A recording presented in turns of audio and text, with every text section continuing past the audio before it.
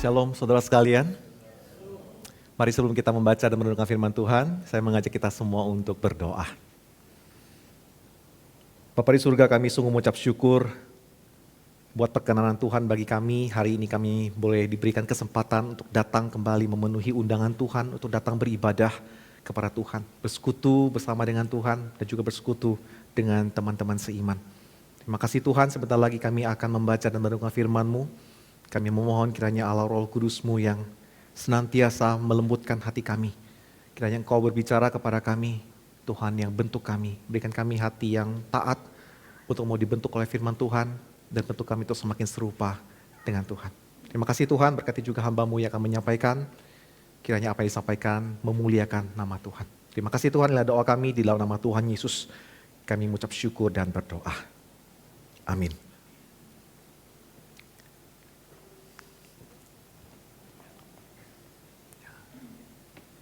Sekali lagi shalom saudara sekalian. Bersyukur hari ini kita boleh beribadah bersama-sama dan kita akan merenungkan firman Tuhan. Judul yang saya berikan untuk firman Tuhan pada siang hari ini adalah Estafet Iman. Dan saya mengajak kita semua untuk membaca dari 2 Timotius pasal yang kedua, ayat pertama sampai ayat yang ke-6. 2 Timotius pasal yang kedua, ayat pertama sampai ayat ke-6. Saya mengajak kita semua untuk membacakannya silih berganti. Saya akan membacakan ayat yang ganjil dan rekan-rekan membacakan ayat yang kedua dan ayat yang ke-6 kita akan membacakannya bersama-sama. 2 Timotius pasal yang kedua, ayat yang kedua, 2 Timotius pasal yang kedua ayat pertama sampai ayat yang ke-6. Saya bacakan ayat pertama. Sebab itu, hai anakku, jadilah kuat oleh kasih karunia dalam Kristus Yesus. Percayakanlah itu kepada orang-orang yang dapat dipercayai, yang juga cakap mengajar orang lain. Ikutlah menderita sebagai seorang prajurit yang baik dari Kristus Yesus. Seorang prajurit yang sedang berjuang, tidak memusingkan dirinya dengan soal-soal kehidupan, supaya dengan demikian ia berkenan kepada komandannya. Seorang olahragawan hanya dapat memperoleh mahkota sebagai juara apabila ia bertanding menurut peraturan-peraturan olahraga bersama-sama. Seorang petani yang bekerja keras haruslah yang pertama menikmati hasil usahanya. Sedemikian jauh pembacaan firman Tuhan kita pada siang hari ini. Ayat utama dari pembacaan kita terletak pada ayat yang kedua. Yaitu, apa yang telah engkau dengar daripadaku, percayakanlah itu kepada orang-orang yang dapat dipercayai, yang juga cakap mengajar orang lain. Saudara sekalian, saya akan memulai dengan sebuah kutipan yang saya percaya sebagian dari kita mungkin sudah pernah mendengar kutipan ini. Dan juga mungkin sebagian dari kita baru pertama kali mendengar kutipan ini. Kutipan ini saya ambil dari seorang pendeta dari Singapura bernama Edmund Chen. Kutipannya berbunyi demikian. Kalau pabrik sepatu menghasilkan sepatu, pabrik coklat menghasilkan coklat, maka gereja harus menghasilkan murid-murid Kristus. Maka gereja harus menghasilkan murid-murid Kristus. Saudara sekalian, kita patut bersyukur. Mengapa? Karena gereja kita, Grace Life Community Church, adalah gereja yang salah satu fokus pelayanannya adalah mengerjakan mandat pemuritan. Menjadikan setiap orang yang ada di dalam gereja ini murid-murid Kristus. Tetapi pemuritan tidak hanya terjadi pada generasi kita sekarang saja. Tetapi pemuritan harus dikerjakan dari generasi ke generasi. Dan untuk mencapai lintas generasi saudara sekalian, firman Tuhan hari ini mengajarkan kepada kita bahwa pemuritan adalah cara yang efektif untuk memastikan terjadinya estafet iman lintas generasi ini. Nah saudara, teks yang tadi kita baca, terutama di dalam ayat yang kedua, 2 Timotius pasal yang kedua, ayat yang kedua, itu merupakan sebuah blueprint daripada pemuritan. Yang dimana di sana berfokus kepada reproduksi dan juga multiplikasi murid. Paulus berkata kepada Timotius, apa yang telah engkau dengar daripadaku di depan banyak saksi. Sekalian, apa yang Timotius dengar dari Paulus? Ini mungkin menjadi satu pertanyaan bagi kita. Kita mungkin bisa bertanya, bagaimana proses ini terjadi? Bagaimana caranya? Apakah sekali, dua kali Timotius mendengar Paulus? Tetapi kalau kita membaca dari kisah perjalanan Paulus bersama dengan Timotius, terutama dalam pembacaan dalam surat Paulus dan juga dalam kisah para rasul, saudara sekalian, perjalanan ini, proses mendengar Timotius dengan Paulus ini bisa dibagi menjadi 3 bagian. Intensional, relasional, dan berpusat pada firman. Saya akan jelaskan satu persatu saudara sekalian. Pertemuan Paulus dengan Timotius dimulai ketika Paulus berjumpa dengan Timotius dalam perjalanan misinya yang kedua. Mereka bertemu di kota Listra, yaitu kota asalnya Timotius. Di dalam kisah para rasul pasal yang ke-16 ayat pertama sampai yang ketiga saya bacakan buat kita semua. Paulus datang juga ke Derbe dan ke Listra. Di situ ada seorang murid bernama Timotius. Ibunya adalah seorang Yahudi dan telah menjadi percaya. Sedangkan ayahnya seorang Yunani. Timotius ini dikenal baik oleh saudara-saudara di Listra dan di Ikonium. Dan Paulus mau, saudara sekalian perhatikan kata mau. Paulus mau supaya dia menyertainya dalam perjalanan. Saudara, kata mau di sini memiliki satu pengertian punya niat, punya intensi, intensional. Dan saya percaya kata ini bukan menjadi kata yang asing bagi kita, intensional. Paulus melihat ada sesuatu yang berbeda dari Timotius dibandingkan dengan anak-anak muda di zamannya. Sehingga Paulus pun secara intensional meminta, mengajak Timotius untuk ikut menyertainya dalam perjalanan misinya. Nah, bahasa kita sekarang itu dikader begitu ya saudara sekalian ya. Nah, pertanyaan berikutnya adalah apakah Timotius terpaksa ketika diajak oleh Paulus? Saya mengajak kita melihat di dalam 2 Timotius pasal yang ketiga ayat ke-10. Dikatakan di sana engkau itu Timotius telah mengikuti ajaranku, mengikuti ajaran Paulus, cara hidupku, pendirianku, imanku, kesabaranku, kasihku, ketekunanku, penderitaanku, kesengsaraanku. Kata Paulus, engkau telah mengikuti. Berarti saudara sekalian dengan intensi pula Timotius mengikut Paulus. Bukan karena paksaan. Timotius mau mengikuti Paulus meskipun harga yang harus dibayarnya mahal. Dia harus melewati segala macam rintangan, segala macam kesulitan. Tapi justru disitulah Timotius yang muda ini bertumbuh menjadi Timotius yang dipakai oleh Tuhan secara luar biasa. Ada usaha yang intensional, ada usaha yang disengaja, direncanakan, diniati oleh kedua belah pihak. Dan kedua belah pihak ini mau bersama-sama mengerjakan pekerjaan Tuhan. Dan hasilnya terlihat dalam usaha yang intensional ini. Nah yang kedua saudara sekalian, relasional. Paulus dan Timotius tidak hanya bekerja sama mengerjakan pekerjaan Tuhan selama bertahun-tahun. Tetapi Paulus dan Timotius ini juga membina sebuah relasi yang sehat. Relasi yang mendalam. Yaitu relasi yang secara kekristenan sehat di dalam Kristus. Di dalam relasi ini Paulus mengerti. Paulus mengenal siapa Timotius ini.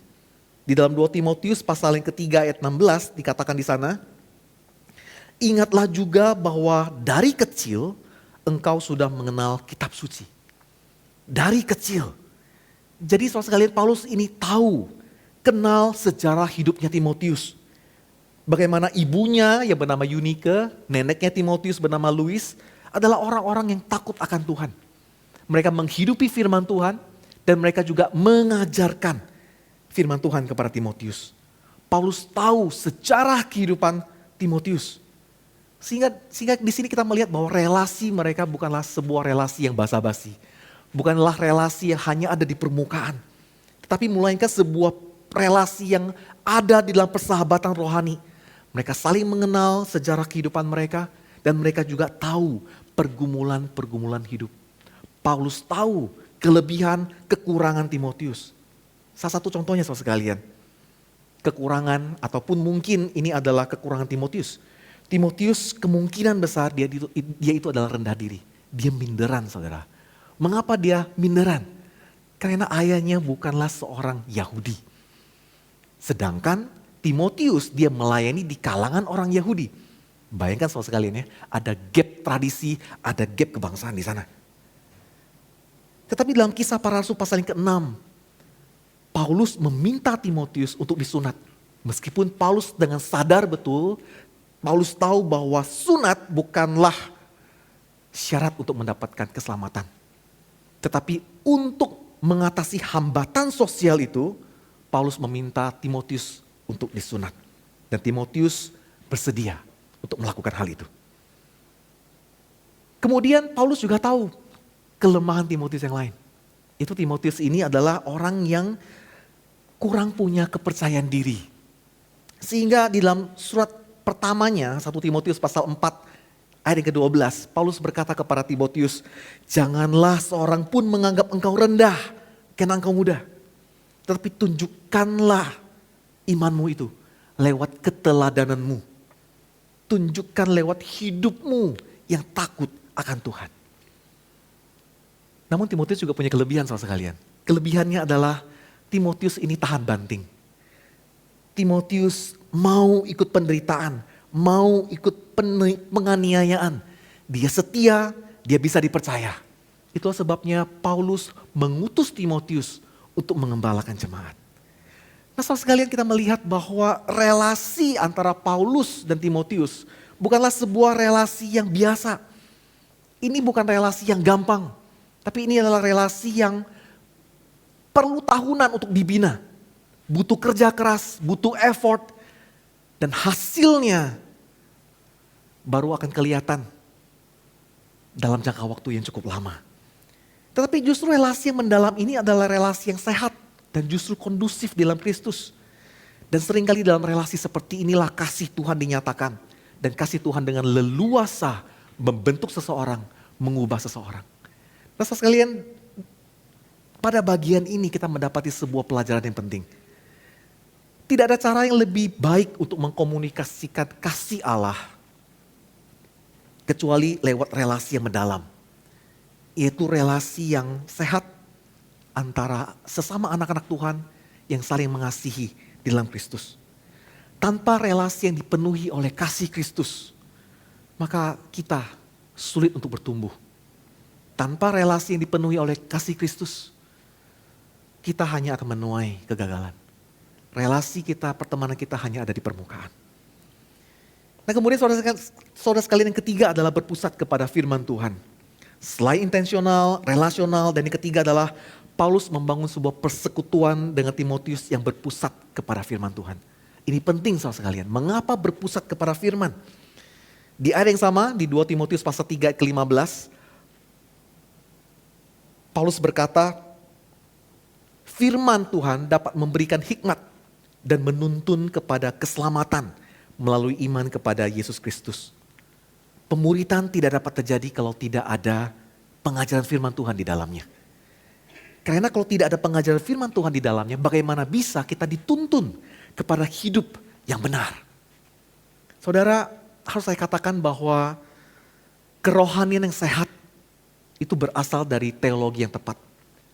Kerohanian yang sehat berasal dari teologi yang tepat, doktrin yang tepat.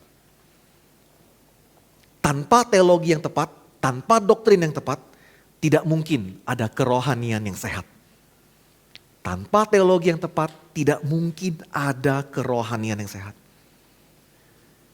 Sehingga di sini kita bisa belajar bahwa di dalam pemuritan tidak hanya terjadi transfer informasi. Kerohanian yang sehat memang butuh teologi yang tepat. Tetapi teologi tanpa peneladanan hanyalah teori belaka. Teologi tanpa peneladanan hanyalah teori belaka. Pengajaran firman Tuhan yang benar harus disertai dengan peneladanan. Dan ini juga berlaku sebaliknya saudara sekalian. Pemuritan tidak hanya berbicara tentang kita sharing life. Kita bertukar kehidupan kita dan kita saling mendoakan. Betul, itu penting. Kita sharing kehidupan kita sharing pergumulan kita, dan kita saling mendoakan untuk saling menguatkan. Itu penting. Tapi saudara sekalian, pemuritan itu melibatkan ajaran yang benar, doktrin yang tepat. Tetapi juga ada peneladanan hidup. Bagaimana kita menghidupi firman yang kita ajarkan. Bagaimana kita mengaplikasikan doktrin yang kita ajarkan pada saat kita menghadapi persoalan hidup, tekanan hidup. Mungkin kita pernah mengalami kekecewaan, kita pernah mengalami kehancuran. Berbagai persoalan hidup dalam kehidupan kita. Kita mungkin pernah dikhianati oleh orang, kita mungkin pernah difitnah. Tetapi bagaimana kita menyikapi ini semua, itu perlu tercermin lewat peneladanan kita. Orang yang kita ajarkan itu perlu tahu bagaimana cara kita hidup. Pendirian kita, iman kita, kesabaran kita, kasih kita, dan ketekunan kita ketika kita menghadapi berbagai macam persoalan hidup itu. Jadi saudara di dalam pemuritan kita harus menjaga keseimbangan ini. Adanya ajaran dan juga adanya peneladanan. Tanpa salah satu, ini bukan pemuritan. Tanpa salah satu, ini bukan pemuritan. Itu hanyalah perkumpulan dan itu bukan pemuritan. Dari sini saudara sekalian saya mengajak kita untuk melihat bagian yang kedua yaitu proses multiplikasi. Setelah apa yang Timotius lalui, setelah melewati apa yang Timotius dengar dari Paulus. Paulus katakan di ayat yang kedua, percayakanlah itu kepada orang-orang yang dapat dipercayai, yang juga cakap mengajar orang lain. Saudara, ketika Paulus menulis bagian ini, Paulus tahu bahwa waktunya di dunia ini tidak lama lagi. Karena waktu itu dia sedang dipenjara dan sebentar lagi dia sedang menunggu waktu dia untuk dieksekusi. Oleh karena itu Paulus ingin memastikan bahwa Timotius menghasilkan anak rohani lainnya. Multiplikasi. Tetapi multiplikasi di sini tidak berbicara tentang bertambahnya orang dalam sebuah kelompok. Tidak saudara sekalian. Tetapi multiplikasi ini berbicara tentang dari satu orang memuridkan orang lain. Dan orang ini memuridkan yang lain.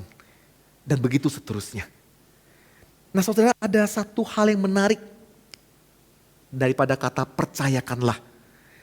Di dalam bahasa aslinya kata percayakanlah ini menggunakan tata bahasa atau menggunakan grammar yang sama dengan kata jadikanlah murid di dalam Amanat Agung. Maksudnya apa? Ini adalah sebuah perintah. Ini adalah sebuah tindakan yang wajib yang harus segera dilakukan, diselesaikan. Dengan kata lain ada urgensi, ada hal penting yang harus segera dikerjakan. Ini sama seperti kita mencentang tugas-tugas mana yang menjadi prioritas kita sekalian. Urgensi pemuritan kita centang, begitu. Ini menjadi prioritas utama kita. Nah kemudian saudara kalian, karena ini urgent, ini penting, apakah kita percayakan kepada semua orang? Apakah Paulus mengatakan apa yang kuajarkan kepadamu, percayakanlah kepada semua orang? Tidak saudara sekalian. Tetapi kepada orang-orang tertentu saja. Kalau begitu orang-orang seperti apa yang pantas untuk kita investasikan waktu dan untuk kita berikan perhatian? Apa syarat orang yang akan menjadi penerima warisan rohani ini? Paulus menyebutkan percayakanlah itu kepada orang-orang yang dalam bahasa Indonesia tadi diterjemahkan dapat dipercayai. Dapat dipercayai. Tetapi di dalam terjemahan yang lain saudara sekalian ada yang menerjemahkan faithful, setia. Dan kalau kita melihat dalam bahasa aslinya, kata ini mencakup kedua-duanya. Trustworthy and juga faithful. Dapat dipercaya dan juga setia. Jadi Paulus bukan cuma mengatakan percayakanlah kepada orang yang dapat dipercaya, trustworthy. Tetapi orang itu haruslah orang yang dapat terus menerus dapat dipercaya. Faithful.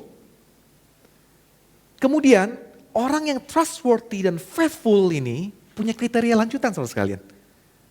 Yaitu orang yang cakap mengajar. Orang yang cakap mengajar. Nah seringkali frasa ini membingungkan dan juga salah diartikan. Kita sering mengartikan cakap mengajar adalah orang yang sangat ahli, sangat kompeten di bidangnya. Sehingga ketika kita diminta untuk melayani atau menjadi leader begitu ya, seringkali kita bisa mengatakan, oh saya tidak cakap mengajar, saya tidak kompeten, saya tidak ahli, orang lain saja. Mungkin kalimat seperti ini familiar saudara sekalian ya. Tetapi tidak seperti itu saudara sekalian. Cakap mengajar di dalam bahasa aslinya berarti cukup, memadai, mampu. Jadi arti kata ini bukanlah cakap dalam arti terampil ataupun hebat. Tetapi yang terpenting dia itu mampu, cukup, memadai. Karena saudara sekalian kalau kita hanya mempercayakan kepada orang yang benar-benar ahli, mungkin kita akan sangat sulit menemukan orang-orang seperti itu. Jadi saudara, tuntutan Paulus di sini kepada Timotius bukan percayakan kepada orang yang hebat, bukan seperti itu. Tetapi kalau dia mampu saja itu sudah cukup. Memadai saja itu sudah cukup. Bukan ahli, bukan hebat. Karena apa saudara sekalian? Karena apa yang disampaikannya itu lebih penting daripada cara dia penyampaian. Apa yang dia sampaikan lebih penting daripada cara penyampaiannya. Dan di dalam anugerah Tuhan, ketika orang yang mampu, orang yang cukup ini bersedia dan bergantung kepada anugerah dan kekuatan Tuhan, orang seperti ini akan dipakai oleh Tuhan secara luar biasa. Nah, kepada orang-orang seperti inilah kita secara intensional, kita menginvestasikan waktu, kita menjalin relasi, kita memberikan pengajaran, kita berikan peneladanan, dan kita temani di dalam proses pertumbuhannya. Sampai orang tersebut menjadi dewasa di dalam Tuhan. Dibentuk semakin serupa dengan Kristus. Dan kemudian orang ini memuridkan, melakukan hal yang sama kepada orang lain. Seterusnya dan seterusnya. Saudara, sampai di sini saya mau mengajak kita berhenti sejenak. Saya mau mengajak kita untuk melihat penghalangnya.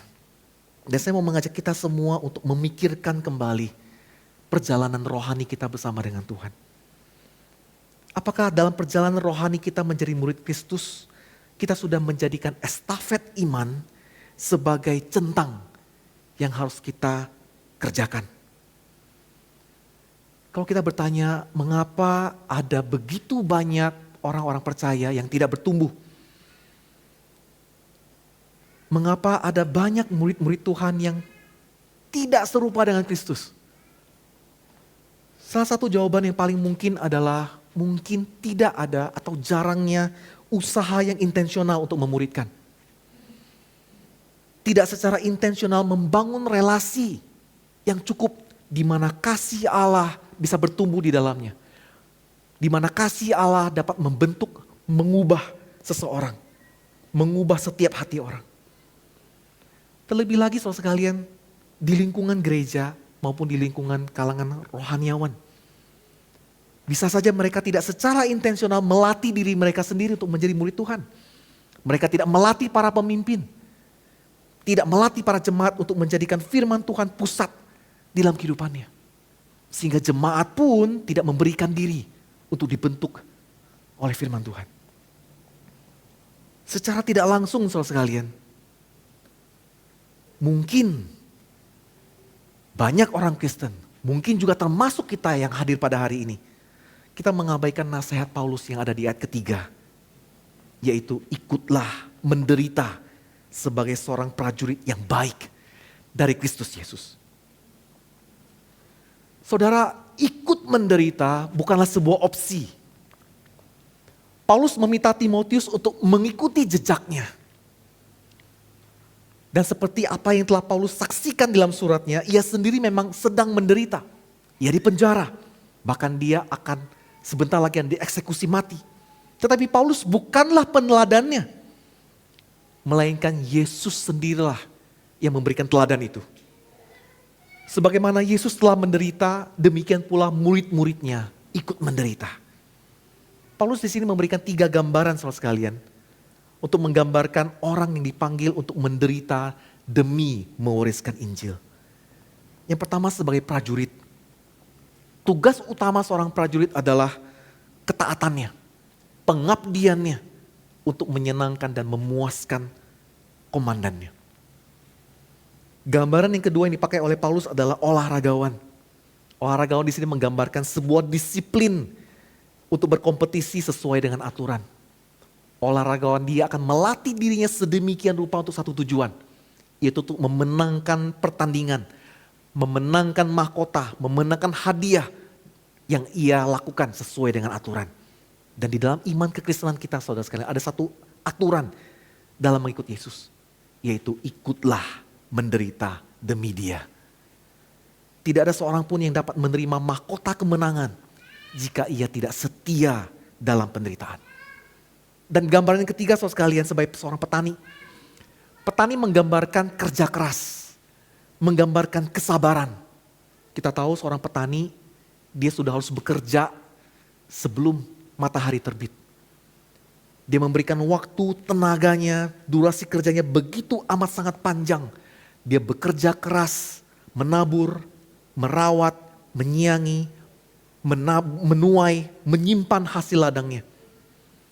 Dan seringkali ia juga mengalami kekecewaan. Tanah kering, hama penyakit. Tetapi ia dilatih untuk memiliki kesabaran yang besar. Karena semua proses yang harus dilaluinya berjalan begitu amat sangat lambat. Dan tak jarang dia juga mengalami kebosanan. Pertanyaannya bagi kita saudara sekalian, siapa yang sanggup ikut menderita seperti dalam gambaran Paulus ini? Siapa yang sanggup taat seperti prajurit, disiplin seperti olahragawan, bekerja keras, bersabar seperti seorang petani? Tapi saudara sekalian, justru disinilah letak mahalnya harga sebuah pemuritan. Saya percaya banyak di antara kita tahu bahwa ini urgent. Pemuritan itu penting, harus segera dilakukan. Akan tetapi di saat yang sama, kita enggan melakukannya. Mengapa saudara sekalian? Karena di saat yang sama, kita menghadapi perlawanan. Itu melawan kedagingan kita sendiri. Kita melawan, mementingkan diri kita sendiri. Kata ikut menderita bukanlah sebuah kata yang fun. Bukan sesuatu yang mengasikkan. Kata ikutlah menderita, tantangannya berat. Bukankah lebih enak kalau kita hanya memikirkan diri kita sendiri? Mementingkan kepentingan kita sendiri. Yang penting saya nyaman. Tidak ada yang mengusik kenyamanan saya. Bukankah lebih enak kalau kita hanya ambil ayat yang cocok saja untuk saya? Saya sedang bergumul apa? Ada ayat yang cocok, menghibur saya, menguatkan saya. Betul itu benar. Tapi kita hanya pakai bagian itu saja dan kita membuang yang lain. Kita membuang yang ikut menderitanya. Mungkin kita juga berpikir, buat apa saya harus bersusah-susah lagi upgrade diri? Tadi bukankah dikatakan bahwa cukup saja itu sudah baik? Yang penting bersedia, mampu saja itu sudah cukup baik. Buat apa lagi saya berusaha lebih keras? Buat apa saya bekerja lebih keras? Dengan kata lain saudara sekalian, kita menolak ikut menderita. Dan ditambah lagi tantangan kedagingan kita yang lain adalah kita takut. Kita menghadapi berbagai macam ketakutan. Ketika kita melihat standarnya Paulus tadi, kita menyadari bahwa kita begitu lemah. Dan kita menyadari tugas pemuritan ini begitu berat. Saya tidak sanggup. Saya tidak sanggup melakukan ini. Kita takut tidak mampu, kita takut ditolak. Kita takut menjadi seorang prajurit yang tahan banting. Kita takut menjadi olahragawan yang disiplin. Kita takut menjadi petani yang sabar, bekerja keras. Betul saudara, kondisi kita rapuh. Kita tidak berdaya. Tetapi firman Tuhan hari ini memberikan peneguhan. Paulus berkata di dalam ayat yang pertama, jadilah kuat oleh anugerah di dalam Kristus Yesus. Jadilah kuat oleh anugerah dalam Kristus Yesus. Dalam terjemahan yang lain saudara sekalian diterjemahkan dalam bentuk pasif. Hendaklah kamu terus menerus dikuatkan. Hendaklah kamu terus menerus dikuatkan. Paulus ingin menekankan bahwa ketahanan seseorang dalam pelayanan bukanlah karena orang itu. Bukanlah karena kehebatan orang itu. Tetapi karena Tuhan yang bekerja di dalam kehidupan dia. Kemenangan kita atas kelemahan, atas ketakutan, bukan karena kehebatan kita. Bukan karena kepintaran kita. Melainkan pada kecukupan kasih karunia-Nya. Kekuatan kita mengerjakan estafet iman bukan terletak pada kehebatan strategi kita. Itu penting betul. Bukan terletak pada dana kita, itu juga penting. Tetapi bukan hanya itu. Melainkan terletak kepada kecukupan kasih karunia Tuhan. Saudara, apa yang dapat kita lakukan untuk kita bisa mengestafetkan iman? Saya berpikir setiap murid-murid Tuhan yang hadir hari ini, kita perlu berdoa dan kita perlu meminta kepada Tuhan. Siapa Timotius yang Tuhan percayakan untuk kita bimbing, untuk kita dampingi, untuk kita bersama-sama bertumbuh di dalam iman. Saudara, kita bisa mulai dari keluarga kita. Kita mengestafetkan iman itu kepada pasangan kita, istri, suami, anak-anak kita. Orang tua menjadi teladan dalam menghidupi firman di dalam keluarga. Panggilan orang tua bukanlah hanya mencari nafkah, itu penting. Panggilan orang tua bukan hanya memberikan fasilitas, itu juga penting. Tetapi lebih penting, orang tua dipanggil untuk menjadi teladan iman. Tentu ini tidak berbicara soal aktivitas-aktivitas rohani. Itu juga baik kita lakukan. Tapi tidak hanya itu, saudara sekalian. Yang lebih penting adalah bagaimana kita menceritakan perjalanan rohani pribadi kita bersama dengan Tuhan. Jatuh bangunnya kita bersama dengan Tuhan.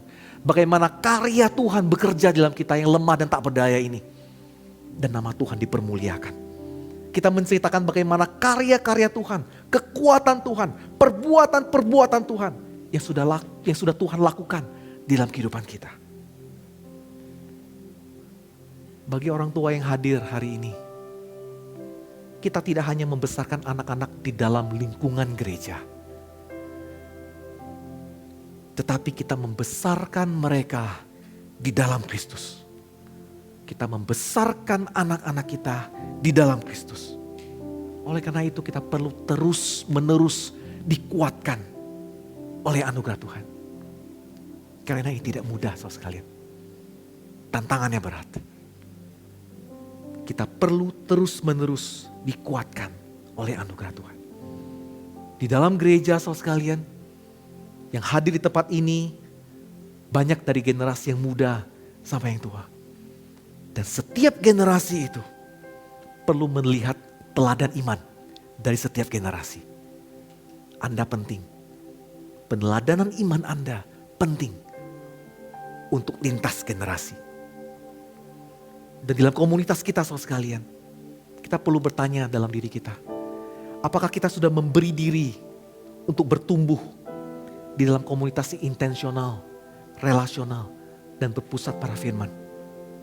Ataukah kita hanya datang untuk memuaskan keinginan diri kita sendiri? Apakah kita memberikan diri supaya di dalam relasi yang sehat, di dalam kasih Kristus, Tuhan memakai itu untuk membentuk kita, mengubah kita. Saudara, estafet iman ini adalah tugas kita semua. Bukan hanya menjadi tugas pastor, bukan hanya menjadi tugas leader, bukan hanya menjadi tugas guru-guru sekolah minggu, tapi tugas kita semua. Mari kita berbagian di dalamnya. Dan ini bukan tentang keberhasilan, bukan tentang kekuatan, bukan tentang siapa kita, tetapi tentang kebergantungan kita kepada anugerah Tuhan. Bukan tentang seberapa kuatnya kita, tetapi tentang seberapa seriusnya kita menyandarkan diri kepada karunia Allah yang hebat.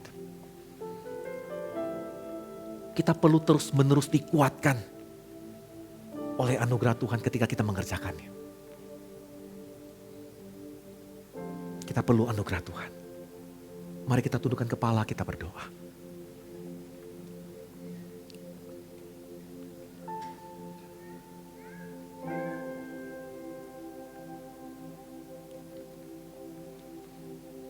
Saudara, mari kita jujur datang kepada Tuhan. Apakah ada keraguan? Apakah ada ketakutan ketika kita dipanggil untuk mewariskan iman, meneruskan iman? Mari kita datang kepada Tuhan dengan satu pengakuan bahwa kita butuh terus-menerus dikuatkan oleh anugerah Tuhan. Jikalau hari ini engkau datang, bawalah nama-nama yang orang-orang yang akan Anda bimbing. Atau mungkin hari ini mintalah 1 atau 2 nama kepada Tuhan yang Tuhan akan percayakan kepada Anda untuk Anda dampingi.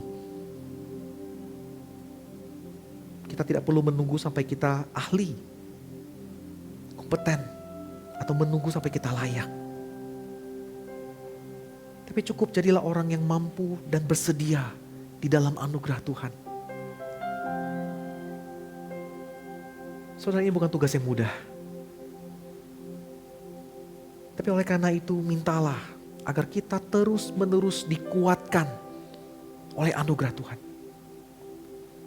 Sehingga fokus kita adalah untuk menyenangkan komandan kita, yaitu Tuhan Yesus Kristus. Dan bukan diri kita sendiri. Kita butuh anugerah untuk tetap setia kepada kebenaran firman Tuhan. Kita butuh anugerah agar kita tidak menyerah.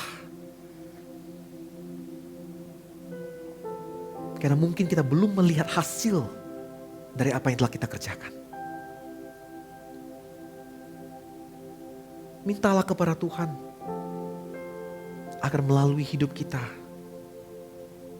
Injil dapat diteruskan, Injil dapat diestafetkan.